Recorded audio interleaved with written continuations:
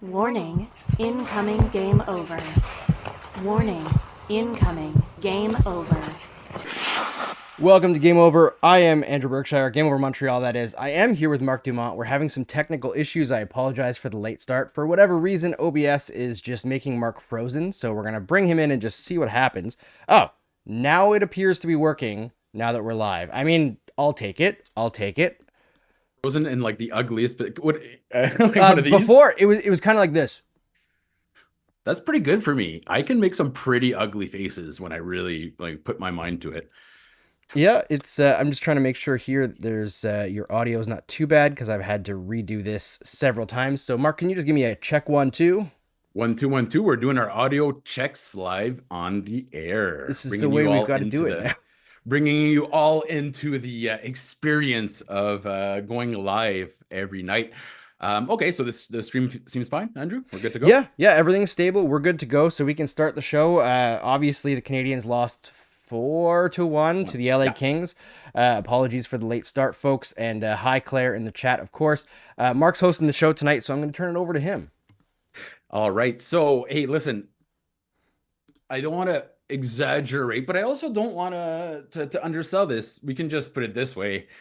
Things are rough. These are tough times for the Montreal Canadiens. Now, there's a few things we want to look at tonight is that they did a much better job controlling high quality chances. They did a much better job relaunching the offense.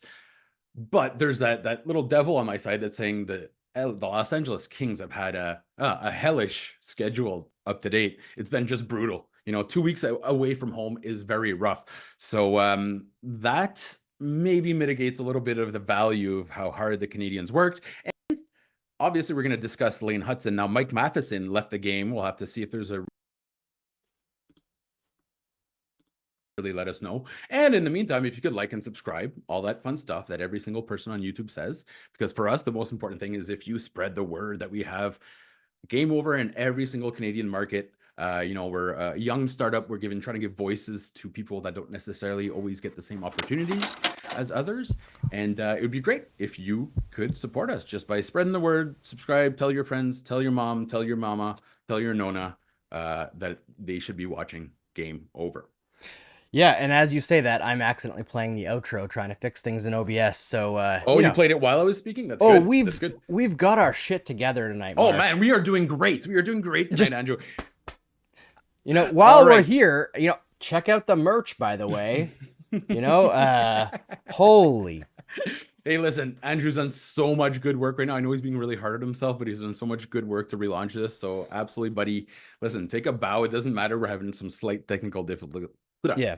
Can I say something mean, not about the Habs? Yes, I'll allow it. Because listen, the Habs are not playing very well right now. I think there's no reason to sugarcoat it. It's 5 games in. I don't think it's anything to freak out about. The worst statistics in the NHL. Yes. Defensively by far, it's a joke so far. But again, it's 5 games. I don't think they're going to be a full expected goal below the worst team in the NHL defensively this year. I don't think they'll be great, but they've made progress the last couple of years on defense anyway. Mm-hmm. But what I want to say that's mean is the LA Kings, I'm sorry, I'm not saying they're not a good team. I'm not saying they can't have make good plays, but mm-hmm. that Western Conference brand of heavy hockey, and Dustin Brown hockey. Yes, and I'm speaking only for myself here. I don't know how many people agree with me or don't agree with me. Frankly, I don't care. It's just my opinion. That brand of hockey sucks. It sucks so much to watch. And again, it's not that LA doesn't have talented players. It's not that they're not a good team. It's not that they can't have amazing plays. They had a few tonight, but just the game in, game out of watching how they play, it is so boring. And part of that opinion definitely is the Canadiens typically struggle against those heavy quote unquote teams. Yeah. But I find just the way that they operate so tiring. And I know that's why that style is effective, but it's how many times tonight did the Kings just skate heavily into a guy who didn't have the puck? Just constantly after the whistle, knocking guys down into the boards head first, so many borderline stupid ass plays. And everything is basically the same. It's very, very rigid structurally. It's you're getting pucks out really quick. You want to quick up up the boards and you want to get your forwards flying the zone as fast as possible. In the offensive zone, it's all forecheck. And outside of that Kopitar and Byfield Kempe line, it's basically just forecheck until you get a point shot that's usually unscreened, and maybe you'll get lucky. And they got lucky a couple times tonight. Yeah, because on the last one, Montembeault got screened by both his guys, right? Yes. Both the defensemen. Like, I know you want him to save those, but... Yes. So, I mean, Dvorak got out of the way at the last possible second. The puck, the ultimate move. Yeah, it was like right beside his hip. I was like, if you could just do that in the offensive zone, you'd have a roster spot secured here. Provides a screen, but doesn't block the shot. But like, man, I can't imagine having to watch Western Conference hockey every day because there's so many teams like this, not so much anymore, but the Ducks when they were good, the Kings when they were good, the St. Louis all the time. Oh, that was pure St. Louis. Yeah, Winnipeg, like so many teams that just play that annoying, stupid style that's just built on building frustration over time. Like I said, it's effective. I get it. It sucks to watch. It's absolutely. Now I'm gonna say this, and that was great. That was an absolutely fantastic rant. I'll also say I think the Habs can learn from the Kings and not try to push fast forward on the rebuild too much. But that's a whole other subject. And the Kings aren't the first one that I feel that did that. Like Detroit did that, and the Senators did that, and Buffalo did that. But I'll say this, Andrew, you're 100% right. If the Canadians had a little bit of more what you just talked about, that is so annoying to watch in their game tonight, they would have won. That's to me was the biggest issue. You didn't have that guy in the forecheck. You didn't have, like, there are times when the Habs can have the F1's doing a great job. The F2 is, and F3. There was no F1 tonight. There wasn't that first forechecker. So to me, that was really the missing and the outlets. Let's be perfectly honest. The Canadians can't really clear the zone with control of the puck. Not right now. Although I will say, I think their biggest issue more than anything else right now is the fact that, like, when they're defending, when they get put into panic mode, I think they're actually one of the best teams in the NHL at, like, being in panic mode and being like the chaos there. Yeah, the recovery mode. Like David Savard, man. Yeah. If there's anybody organized better, chaos. Yeah. It's very rare. But Caden Gooley is fantastic at it. But they acquiesce themselves going into that move super quick. Like they just accept that they need to be in panic mode. No, that was great. I love the use of, I usually only use it in my articles. I shall acquiesce. Sorry, but that was wordy. Good. But like the point is, like, they allow themselves to get into that spot too early, and they're good at it. I get it. It's a comfort zone in a way, but when you're always in it, you're giving up great chances constantly, even though you're good in that specific thing. Yeah, the Canadians are back to being one of the top teams in block shots, but that's good in the moment. It's kind of a symptom that there's a symptom of an infestation, right? You know what I mean? When you're blocking all those shots. That being said, I think it'll be really interesting as well moving forward. A lot of people discuss Mike Matheson's use in that first power play unit. And Andrew, the whole time I'm thinking, listen, Lane Hutson is, what is he, 20? Did he turn 20? No, he's still 21, I believe. Or no, it's 20. Lane Hutson's 20 years old. He's just a kid. I've been watching him for a million years. I should know this. Yeah, okay, so he's still 20 years old. And you play 40-ish games in college hockey a year, right? You're playing 82 here. Now, college hockey, you practice a ton. They practice, game. Practice, but here you have the travel that's thrown in. So it's double the schedule. And I was already a little bit worried about Lane Hutson's overall ice time because I know he's a phenom. And I absolutely agree with everyone. I think not many people hyped him more than I did.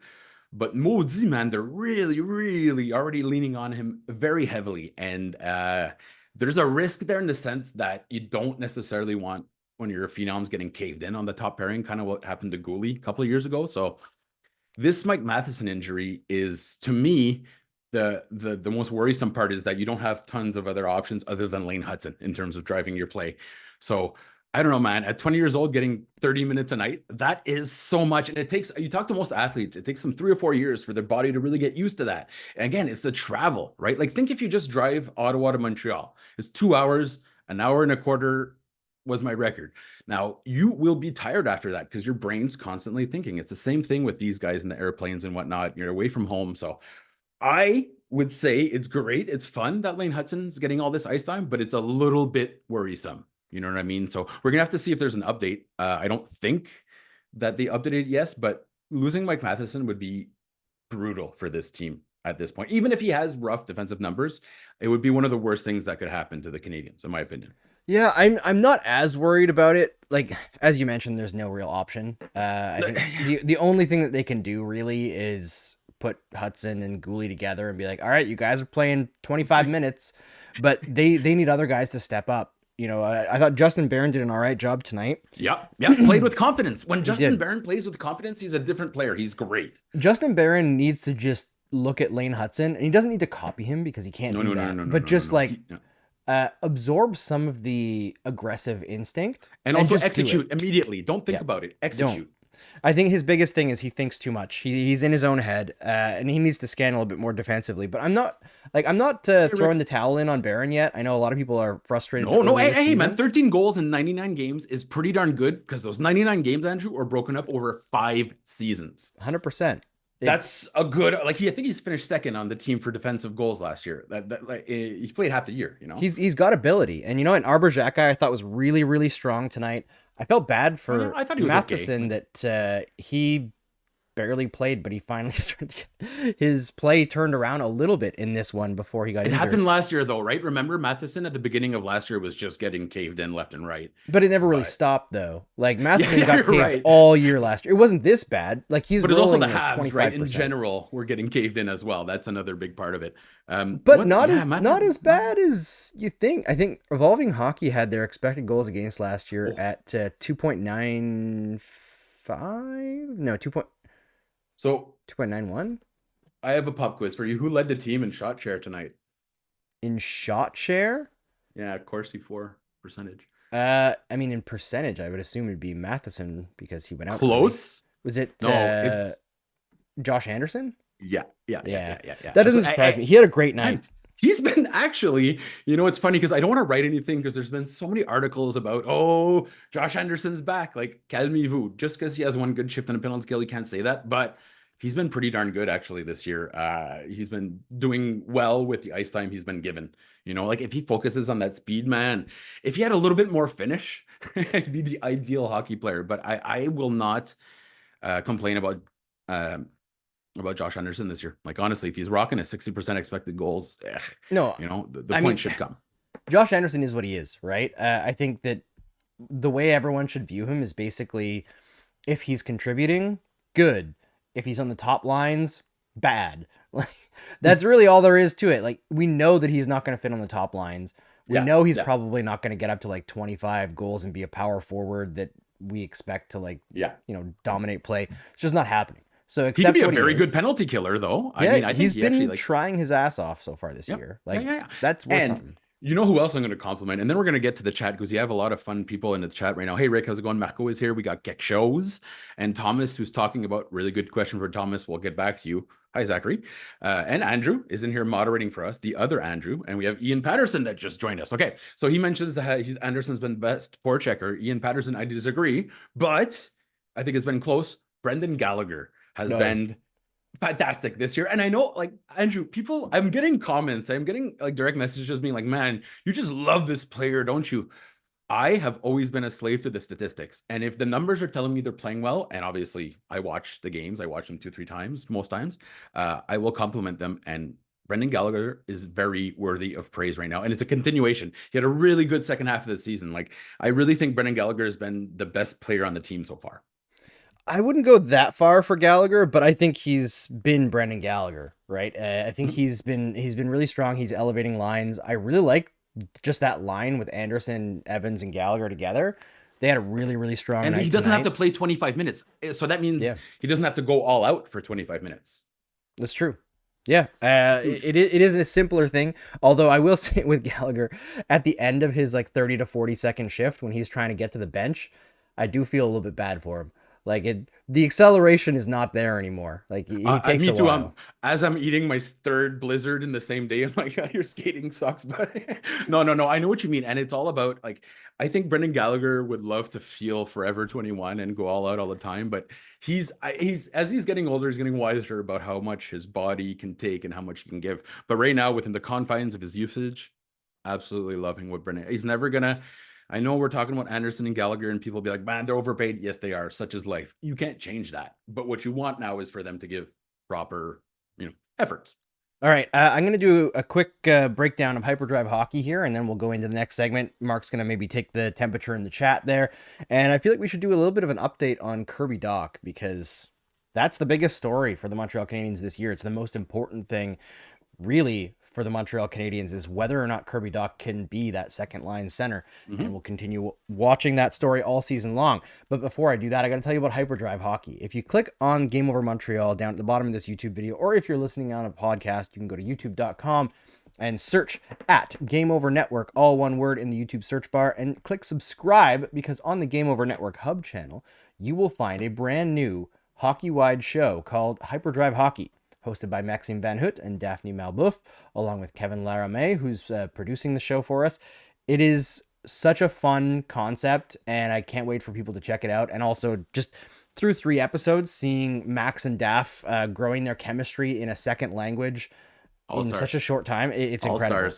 It's incredible. You know, the last episode I was watching, and Daph was making like a pun, like an English pun joke that I didn't pick up. Very difficult to do. Very extraordinary. And like, I wouldn't have picked it up going through the same topic as she was. And I was like, man, like in her second language, that's impressive. It's very impressive.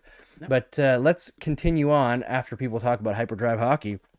And should we talk about Dach there, Mark? Yeah, absolutely. Now, I will say this. There's one saying in French, and it might not even be proper French, but it's "t'es plein au tâton." Okay, it's something that we've always said, like up in New Lisgard and Northern Quebec, plein au tâton, which basically means packed to the gills. But you can't say it in English because you sound like an idiot. So anyone trying to use that idiom in the other language, you will not sound like Daphne, who's fantastic. You will not sound like Madame Balbeuf. You will sound like Monsieur Dumont, and that's not good. Never try to translate plein au tâton. It just doesn't work.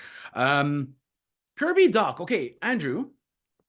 Yes. Tell me something. Is this not exactly what we expected? And aren't we being insane after game 5 to be like, oh, this guy's not looking great? He missed 81 games. He's played like 6 games in the last 40 years. Kirby Dach is so rusty that he wouldn't be brought in from the Pacific Reserve Fleet if the war started today.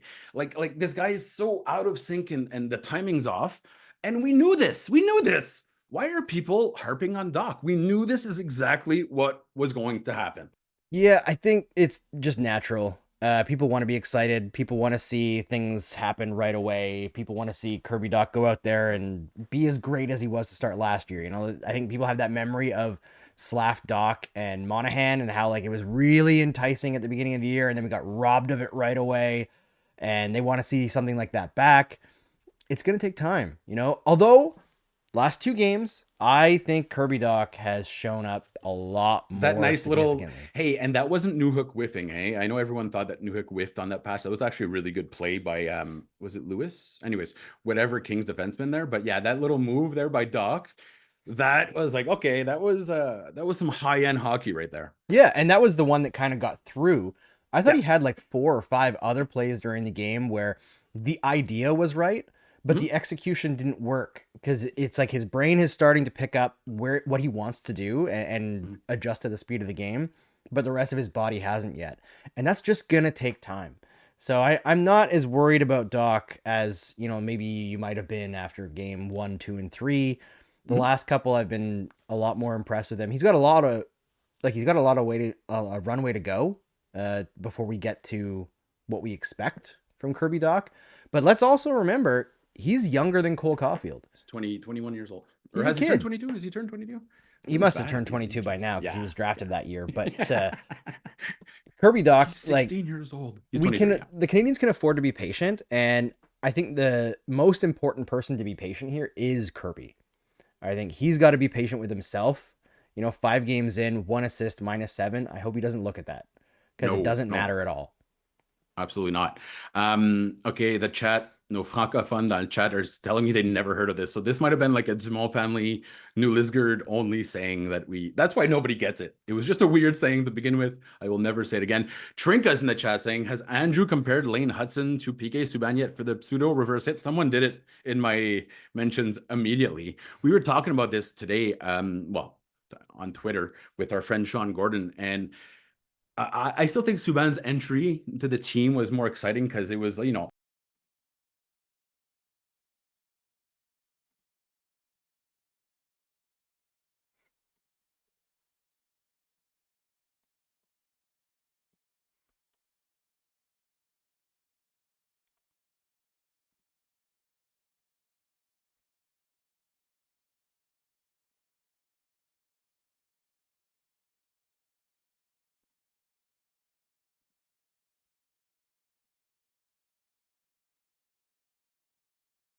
Mm-hmm.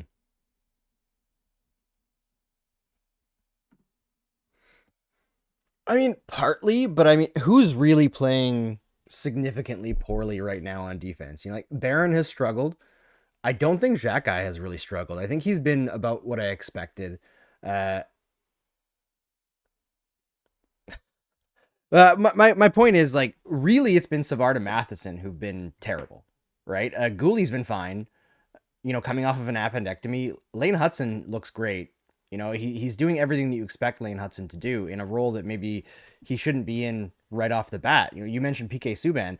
Obviously, the reverse hit from PK on Marchand had a little bit more velocity, but I love that move from Lane today. It's a smart move. They can't hear you either? Oh my god. So that's that's insane. I can't believe that this is still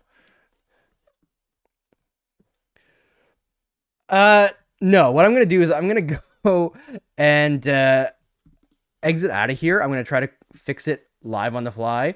I don't know why your audio is not working though. Because you should be fine. Like it's like almost not even understanding that okay, try again there, Mark.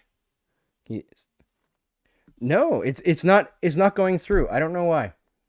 Why don't you jump out of Zoom and I'll try to go back on Discord and I'll just you know, spin for a couple minutes.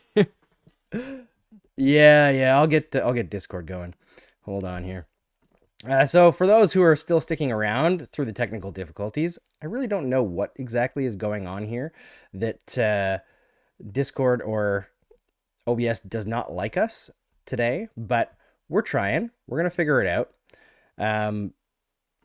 But yeah, obviously the Canadiens are in a tough spot here. The defense is not great. Jayden Struble will obviously draw back in shortly because what other option do they have? I saw a couple of folks in the chat asking about Logan Mailloux. I think this is the absolute worst situation to bring in a guy like Logan Mailloux, who is not at all known for defense. Defense is the big issue, right? They're not looking for Logan Mailloux to come in and score a bunch of goals. That's not what they would be asking him to do. So I don't necessarily see the point in bringing him up specifically. You are currently almost back. I am just trying to make sure that I can get you in there because yeah, it's stuck on the stream there. It's almost there, folks. Thank you for your patience. I am just cropping Mark instead of crop dusting Mark because that would be, you know, not as fun for Mark. How long?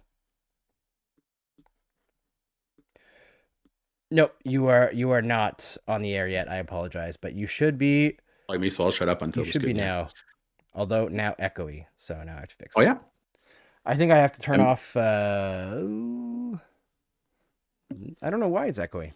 It might just be on my end. I might have to just mute. Discord. I'm doing like a triple chin thing. I think I can do better. I can do quadruple chin if I really try. Okay.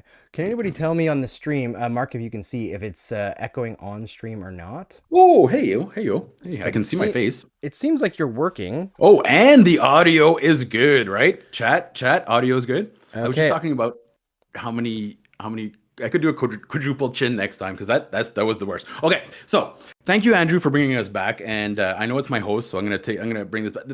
Here's what I really don't understand with every single year. Well, okay, in the last 2 years, but you know, a few weeks into this season, people start saying Arber Xhekaj is not a good defenseman. He's the one that's the issue, and Jayden Struble should replace him. I actually would love to see Jayden Struble in this lineup. I think it's an absolutely great call. This guy is he's like that hybrid. He can drive the play a little bit better. He's much better offensively. Defensively, he's not as good as Xhekaj though. Not even close. And that's the issue right now. Why do people have to tear down Xhekaj to bring up Struble? I just don't get it. To me, that is an absolutely ridiculous way of going about it, and it's not based in reality. Xhekaj has some of the best underlying numbers in the Canadiens the last 2 years. Yes, he plays in the third pairing, and no, he's probably not going to go in the top 4, but he does the role he's given incredibly well. And every other defenseman, including Jaden Struble, that played in that exact same role, got trounced. Just trounced. So absolutely ridiculous that we're constantly trying to find a reason to remove Arber Xhekaj from the lineup. To me, that is throwing the baby out with the bathwater. Like, and it has nothing to do with fights. Fights is a bonus for Arber Xhekaj. The fact that he can beat up most guys is great, but it's more that the Habs do a great job controlling the play when he's on the ice, and that's what matters to me most. So I really don't understand why we have this constant discussion about him being better. He was undrafted. He's the only defenseman in the history of the NHL to go from the OHL undrafted into the NHL. Why would you expect more from him? He's not a first-round pick. He's a no-round pick. He's already doing amazing. The fact that Arber Xhekaj got to 100 games is incredible. So it's a good story. We should keep talking about it being a good story and stop trying to find faults where there are none.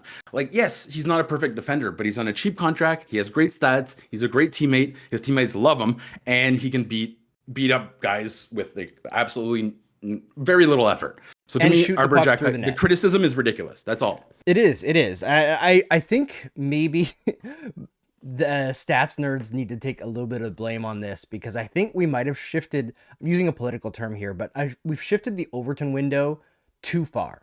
And the problem is, like, most of the conversation is dominated by, I'm not trying to be mean here, but most conversation in sports is driven by media. Somebody with influence will say something, somebody else will repeat it, and then before long it becomes just common knowledge, and then sometimes there might not even be any evidence behind it. It's like when we talk about PK Subban, the assumption that he was bad defensively, and everyone's like, oh, he's good offensively, so he's bad defensively, and we had to fight that tooth and nail that every single point of data said that was wrong. And the similar thing with Arber Xhekaj last year. He's struggling. Every single point of data said no, he's having a great year. And if Xhekaj only ends up being a number 5 defenseman who puts up these kind of numbers, it's not just fine. That's found money. Found money, yeah. That's absolutely a wallet. Yeah, it's incredible. And I understand like the excitement for Struble, and I think that Struble himself should look at the lack of Jordan Harris on this team and the loss of stability on the third pair in some ways, and be like, I need to fill that role.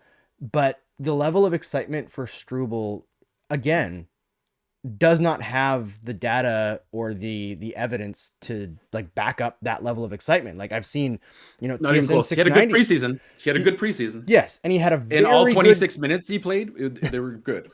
And like he had a really great start to the year last year when he got called. Amazing. And then 2 weeks in, it fell apart completely. Shit fell apart quicker than Briax, okay? 90s stock joke for those that are in the chat that are into that. And maybe it'll turn out that like he'll find that form again and he'll be that player that when he was first called up. But like Arber Xhekaj has been better than that for a very long period of time comparatively. So I don't get it. I don't get the obsession with Struble over Xhekaj unless it's just like the new hotness thing.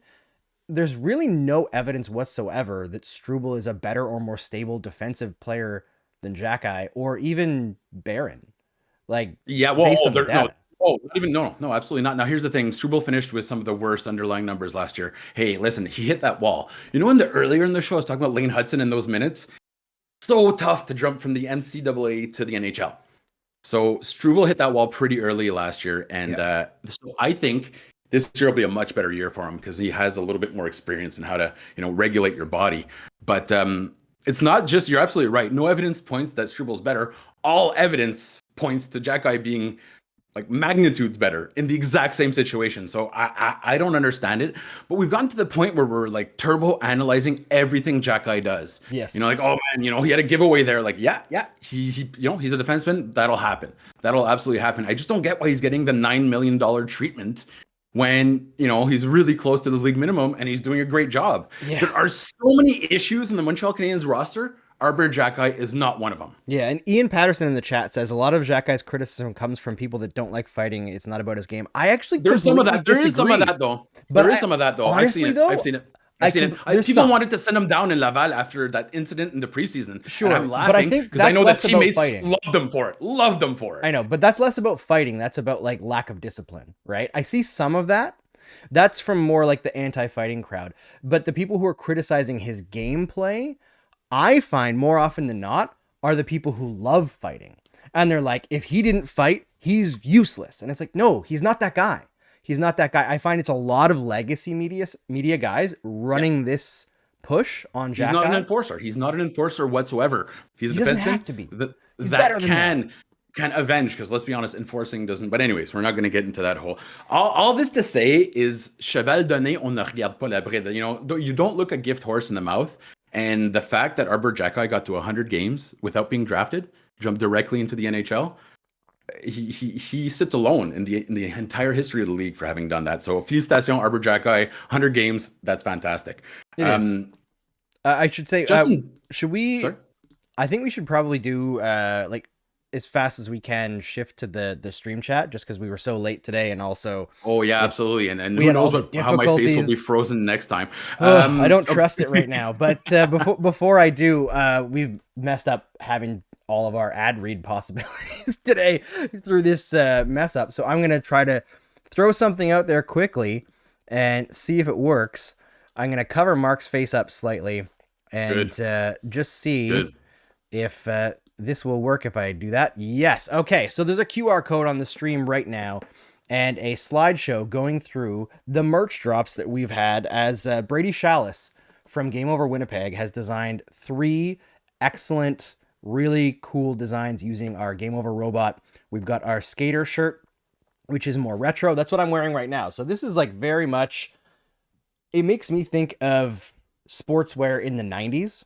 Before it became like super stylized, and it's just like really simple and starter jackets and whatnot. Yeah, it's like it's cool stuff, you know. And then he's got that on the mug as well. And the skater designs are also like super affordable if you want to check it out. Then we've got the established line, which is the more like streetwear style with the Game Over logo on the back and more of a subtle thing on the front. And we've got the Live or Die by the Goalie line as well, which I love, because I'm a goalie guy. Mark, I don't know about you, but I had to get that as a sweater. So I've got that over in the washroom over there because I wore it to the gym today and got all sweaty. But that's all I've got. I was definitely a goalie too, because I couldn't skate when I was younger, so I was a goalie. That's how it went. That's, you know, part of why I was a goalie too. And then I learned that actually goalies have to skate the most, like all the time. And that was not when I'm in. That's absolutely not. Not in the leagues you were playing in. No, absolutely not. Hey, man, we were the 3-time Gloucester ball hockey champions, okay? And one year I was a leading scorer and I led the league in wins. So 1994 was just a fantastic year for Marc Dumont. All right, let's go to our chat because it's going off right now. And I think they're all kind of aligning us with Xhekaj. Now, one thing that Marco Larrabee mentioned, I have to find it here, but anyways, I'll paraphrase.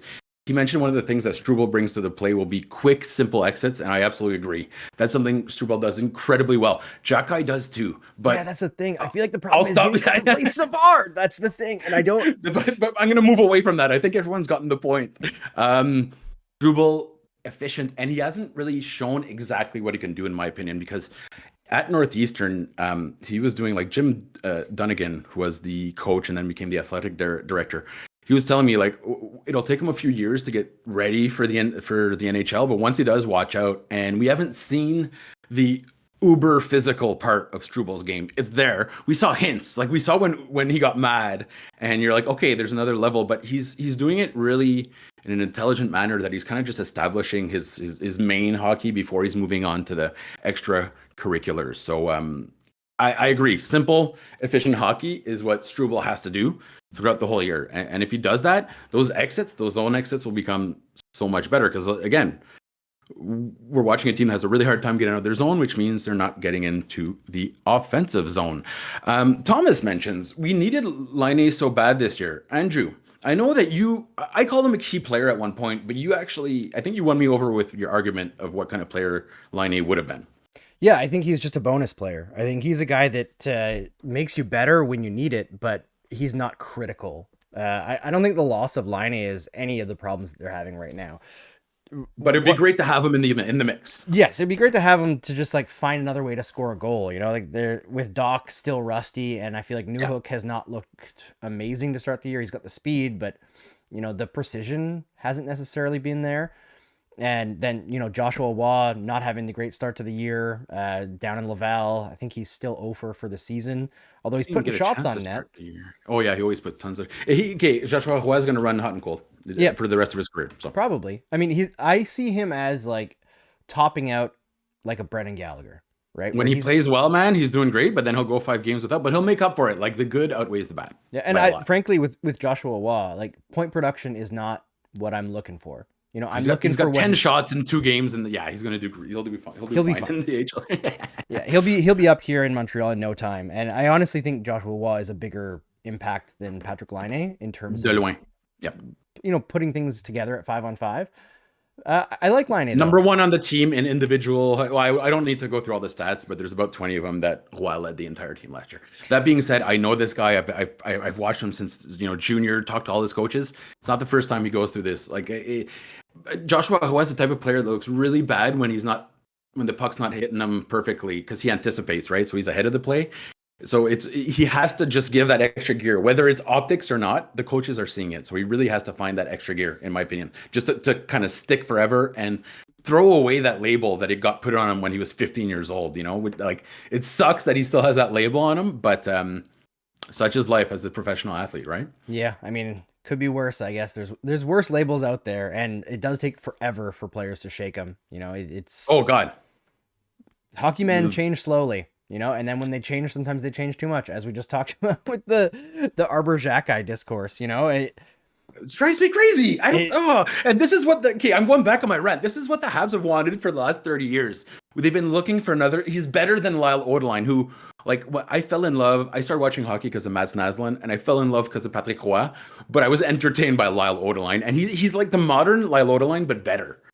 I don't get it. I don't get it. This is insane. And I guarantee you right now, there are 31 other teams that would absolutely blow their load to get a guy like Arber Xhekaj in their lineup. Like every single NHL team. If he'd be in the lineup tomorrow, put him on the market tomorrow, he'd be in their starting lineup, no matter what team. Doesn't matter.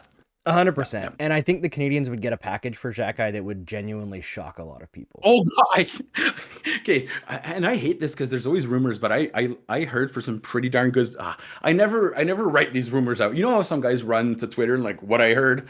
But the offers that I heard, and the Habs are hanging up, which is kind of maybe not the right call, but are ridiculous. Yeah. I'm just going to leave it at that, Andrew. They are ridiculous. Yeah.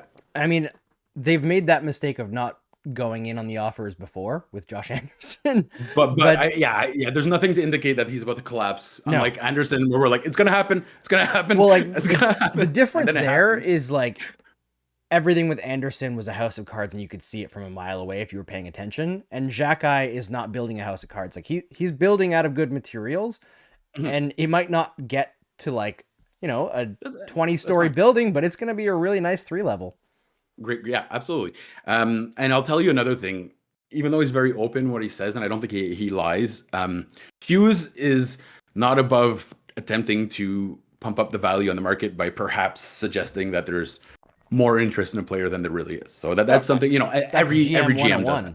Yeah, GM 101. Yeah. So, okay, we had hold on. There's a good one from Remily here that was... Yeah, Rick Springhetti had a great question too, but I think he removed it. Oh, but well, yeah, nice to see Rick here. I've been seeing Rick more often on Threads because I think he left Twitter forever ago, and that's kind of been fun about trying to spread things out a little bit this year and be on different social medias. I'm getting to see some people that have left Twitter, and I'm kind of jealous of them because I'd like to leave too, but we can't do that until at the very least our and I'm Discord so old, Andrew. Here. I can't migrate. This is it. Old man Dumont ain't moving over to Blue Sky or Threads. I'm just gonna put my Twitter account in a little boat made out of paper, burn it, and throw it into the river. Trinka. It was Trinka, or was it Trizak? No, who knows? We never know. It's impossible to tell. They're the exact same person. But I haven't seen Trizak here today, but Trinka's here. I know, right? What's going on? Big cheer when Savard made the big save tonight is one of the reasons I love the Bell Center. And again, this is a guy they wanted to trade during the whole offseason. Could you imagine the Habs without Savard and Matheson right now? The biggest... And we discussed this off air before even the season started, Andrew. You knew how much I questioned this defense. The potential was there. The numbers are not quite there. So this, to me, was predictable. But just seeing David Savard, he's one of those rare guys who is legitimately glue. Like it takes all kinds to go through a rebuild, but if you don't have a guy there keeping it fun, keeping it, and buying beer for Slavkovsky when they're in Nevada, stuff like that, it could be a very, very long rebuild. So full marks to David Savard for making a pretty darn good career out of it too, right? Yeah. Like this guy's played in some big games. He's played way over what what he should. Like they've asked a lot of him, and I love it. Our good Chinu, so I'm a big fan of the David Savard, and I get the sense that he's gonna, if Matheson's out, it's gonna be even busier for Monsieur Savard. Although wrong side there. That's who do you go with next game? Are you going Hutson? I think you have to go Hutson Gooley and lean on them because, frankly, who plays on the power play? Who plays on the penalty? Man, you have no choice. Minutes. You have no choice. Like Hutson has Logan proven Mailloux doesn't come up. Jaden Struble can jump in. They probably. I think you might even see a promotion for Justin Barron in this situation. Oh, 100% on the power play. Like he'll be on the second. You need his offense. Yeah. Yeah. You need his offense. I would be Justin Barron's kitchen tomorrow morning as the coach, and I'd be saying, "This is your opportunity." Like you want sitting there eating his croissants. Oh yeah, I'd be sitting like right up close to him, like get right in his grill. He's a blue noser, so he gets up early. Those people from Nova Scotia are up a half an hour before we do. Okay, that's it. Yeah, but seriously, like this is his chance to not only take the bull by the horns, but also like make Matheson look expendable. Matheson doesn't have that much longer on his contract. Justin Barron is at a crossroads, right? We were just talking about trading guys when they have value. That's the year for Matheson this year. Let's be honest. Frankly, like he doesn't have to be amazing because Matheson and Savard so far this year are at like 25% expected goals for percentage. So if he can get up to 35, it's still an improvement, So. Okay, Rick brings up Rick's back in the chat. I love that because he's been more active on Twitter too, I've noticed. Anyhow, I was just wondering if the Habs are struggling on the breakouts because damn it, I forgot it scrolls. Struggling on the breakouts because not enough players are passing options, forcing the puck carry. Yeah, absolutely. The number one thing you always say they're having a hard time breaking out. Almost, I was going to throw out a random number. Think of a big number. That percentage of times is the forwards not giving them outlet options. Dropping back low is the way to go. But if you don't, you'll have no flow, right? So it's tougher for Gooley to get it on his offhand, but it's even more tough when there's no outlet option, and he should be presenting two outlet options. We saw Lane Hutson tonight break out on his own a few times, like just when he realized, like, holy shit, no one's giving me an option. I have to do it on my own. But it's an issue, and it's not all on the defenseman. It's never all on the defenseman. Yeah, I've seen a lot of talk about you need the support. You need the support. Yeah, I've seen a lot of talk about like the defensemen suck or like the defensemen aren't good enough. I don't think that's the issue. I think you need more help from the forwards and perhaps more help from the coach and some structure between Dach being rusty, between Nick Suzuki not having the greatest start to the year overall, losing Monahan, Christian Dvorak is an interesting but very flawed player, and Jake Evans will try his butt off but like is more grit than talent, we'll say. I think they're just weak down the center, and it's going to be that way until I think Suzuki's close to finding his game all the way. And Dach, I mean, he's had points in the last 4 games though, right? Like that's the funny part with Suzuki. You were like, sucks, and he's almost a point per game. Yeah, I mean, he can be better. He can be better. The standard for him is so high, right? Honestly, Andrew, let's be perfectly honest. The first line has been like brutal since the beginning of the year. Not just bad, brutal. Good tonight. Were they? Did they actually? Yeah, they ran over 25% on most. Yep, they did. And again, that first line, have they been brutal or have they been on a ton with Savard Matheson? I haven't looked at it. A lot of it's il y a un petit peu de ça là aussi. Yeah, there's a little bit of that as well. Yeah. And I'm not saying that Savard and Matheson are like completely washed or anything, but it's been a rough start. No, but you don't want them facing the top players in the NHL. It's just not the ideal situation. And that's probably the biggest, maybe the learning opportunity that the Canadiens coaching staff has, because as we've discussed on the show lots, last year before we were kicked off, and we'll discuss it again lots this year, I'm assuming that a lot of the stuff that's happening on that defense, is I lost my train. God damn it. Is structural? It's structural. It's not about a specific talent, right? They've switched it up this year. They're collapsing a lot more right off the bat. They're really, really giving away a lot of ice time, and I have a hard time suggesting that's all the defensemen decided to do that at the exact same time. Like, Yeah, it wasn't it's great too last year, conservative. but they're collapsing way quicker. It's far too this year. conservative. And what I was gonna say is that fuck again. Fuck, I'm so sorry. That's fine. Totally hey, there was one play that, who was it? It was oh yeah, Remily says Kovacevic is having a great start of season, and Claire said I miss Kovacevic. Part of this, and I'm not trying to be a dick or anything, because like I mentioned it when they got traded, is they traded away two of their best possession defensemen in Kovacevic and Harris. Now, they actually played really well together. I think most of it was probably Harris, but Kovacevic did a great job on the right side there. Like, he's had the best numbers for the last 2 years since he joined the team for free, and so did Harris. Harris is just maybe a step behind Xhekaj in terms of overall impact, but he was playing higher up, right? Yeah. So that's a big part of it too, is they lost two of their best possession defensemen. And who mentioned the Dvorak 2-on-1? Can we discuss the Dvorak 2-on-1? Can we not? Yeah, exactly. Actually, it's funny. I was watching. This is my grandma's old. Okay, I don't know if were you alive when this came out? Remember the clap on, clap off? Yes. Yes. Were you around that? Well, this was before that. It's you hit the base and like the light touches. So this is my dear grandma who passed away about 10 years ago. Her lamp is still going strong. Like, it's the ugliest thing in the world, but it's starting to. Is it the one? It's like fake gold with like the glass panes with flowers on it. Yeah. Yeah, we had like 5 of those in our house. Everyone gets that. Every single person gets that. And those coffee cups that look like it's the cabane à sucre there, or like the old school Quebec ones, everyone has that. And everyone has a soda stream that they don't use, but they say they use. Nobody uses it. I'm sorry. I know Andrew's about to say he uses it. No, I'm not. I don't like soda water. I don't like it. Kish does. But we do have a soda stream. We used it for a while, and it's such a pain in the ass to keep the damn tiny tank full that it's just. And the commercials were like, "We're saving the environment." Like, so you have to start a whole factory line, bring in all these plastics, all these metals, put it in everyone's kitchen, and you're how many fish did you save by doing that? Anyhow, we're going out. We're digressing a little bit. Rick mentions he thinks Slafkovsky's playing with an injury. Yeah, he's not. I don't know about that. I know that he wasn't 100%, and he wasn't really 100% either last year. Well, he got hurt in preseason, remember, in that fight. Yeah, but it's like he's the biggest bear in the forest. There's always something a little bit wrong with him, Yeah. So yeah, I really would like to see at one point, Andrew, and I know this is probably jumping the gun a little bit, but I've talked about this for years, is I really want to see Cole Caulfield on a line with Kirby Dach.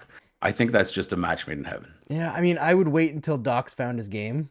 Maybe he could help him find it. But the last couple games, I've really liked how Caulfield has looked with Suzuki and Slav. Like, there's been some really nice plays. Like, even the goal tonight, credit to Justin Barron, of course. But a lot of that it was Caulfield and Suzuki, heads up plays. Like, a lot of the things that happened tonight for the Canadiens were kind of crappy. But I thought watching that top line, when they were on, the creativity was there. That like shark-like attitude was there. Where like whenever they were on too, with like Hutson, that swagger, right? Oh yeah. Like whenever it was Hutson, Caulfield, Slav, and Suzuki on at the same time, it was like every time the LA Kings tried to move the puck, there was somebody in the way. There was somebody getting in the way, turning pucks over, creating something out of nothing, and that potential I just want to see cook for a little bit longer. But I don't have a problem with try and dock with Caulfield at some point. Especially, you're right though. You do want Dach to get going because you're adding extra pressure, and he's probably already feeling it. Probably, right? Yeah. But again, he missed the entire year. Well, sorry, not 99.96% of the year last year. Yeah, and Thomas brings up that Rittich was phenomenal tonight. He was. Yeah, like that's the best I've ever seen him play. Like the Barron goal, Dave actually made big saves. But the Barron goal, let's be honest, Barron was looking past the entire way, and then he got there. He was like, "Well, fuck it, I might as well just score here." I mean, that's the kind of goal you score on a guy like David Rittich, right? Where they bite too hard and then they can't get over in time. It's just it just felt a lot like you're playing the NHL video game style. Like, you moved the goalie out. Remily asked, "Think they will ever stop that goddamn drop pass in the power play?" No. One of the great things that Hutson does, and he's done this since like minor league days, is he feigns the drop pass. So I find it so deliciously ironic. Actually, I don't know what irony is, and I think that's ironic, but I find it amazing that he fakes the drop pass and then gains the zone. Because Habs fans they're like, no, he did it twice tonight. Did he fake or did he actually drop pass? He faked the drop pass and then he gained the zone with ease, right? Yeah, he did it twice. He did one, he was like the last man back. and he just like I forget which LA King was coming to check him, but he got the guy to bite completely and pulled the puck.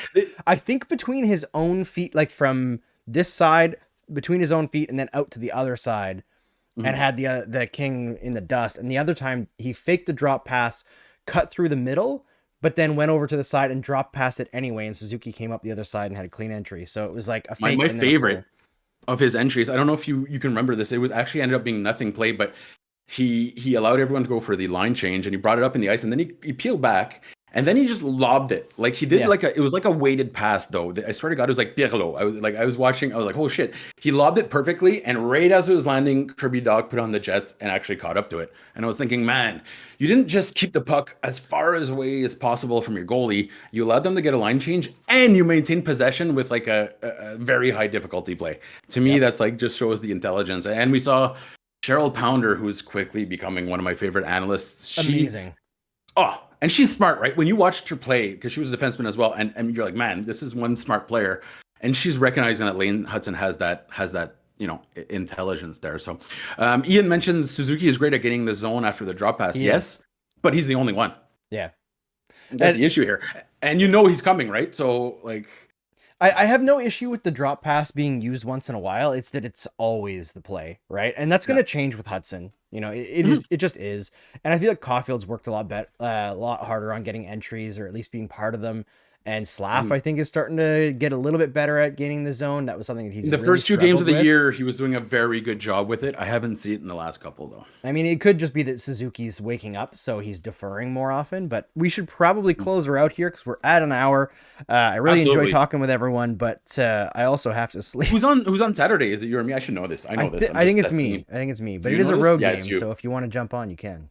Absolutely. Well, I'm going to have to do actually a few more home games. Obviously, I write for Montreal Hockey now, so make sure to check that out.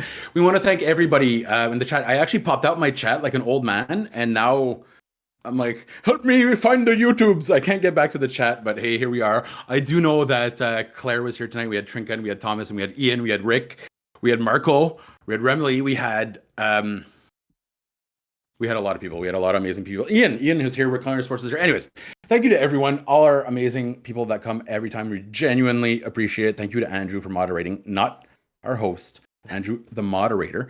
And we'll see you again on Saturday. Keep your head up. There's a lot of fun going on with the Habs, but tonight was a good reminder that there's still a lot of work left to do. The good part is they're the youngest team in the entire NHL. So logically speaking, it's nowhere else but up from this point on. We'll see you all on Saturday. Thanks for joining us.